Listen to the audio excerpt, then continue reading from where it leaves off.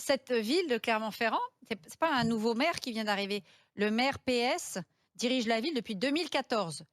Donc, de la même façon, les narcotrafiquants et l'hyperviolence, ça s'est pas Donc son installé il y a deuxième 3 mandat, mois. ouais. Ouais. Ah, mais ça s'est pas installé il y a 3 mois, d'accord?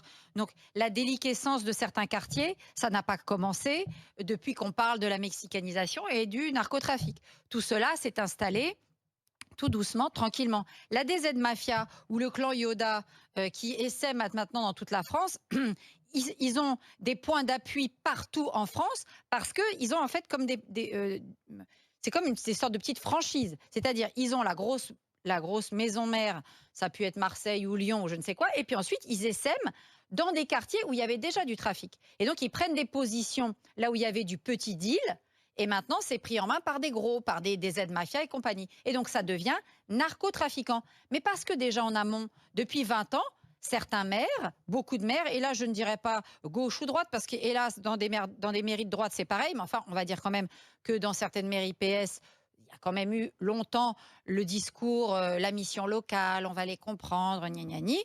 Et bien là, il ne faut pas s'étonner qu'aujourd'hui, des villes comme Clermont-Ferrand, en août, on a trouvé un corps calciné dans le quartier de la Croix de Néra, c'est-à-dire carrément maintenant le couteau dans la tempe et le corps calciné.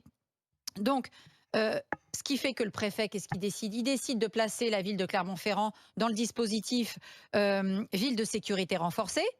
OK, je ne sais pas bien à quoi ça va leur servir. Mais enfin, ils seront au moins dans le dispositif. Ça veut dire un peu plus de policiers qui vont se faire canarder, lancer les cocktails Molotov et les tirs de mortier. Et je lisais dans l'article du Figaro à ce sujet, il y avait des jeunes étudiants, puisque tu disais que c'était une ville étudiante. Les jeunes étudiants, ça rejoint un débat qu'on a eu sur les discothèques. Ils disent, mais nous, on ne va plus dans les discothèques à Clermont-Ferrand.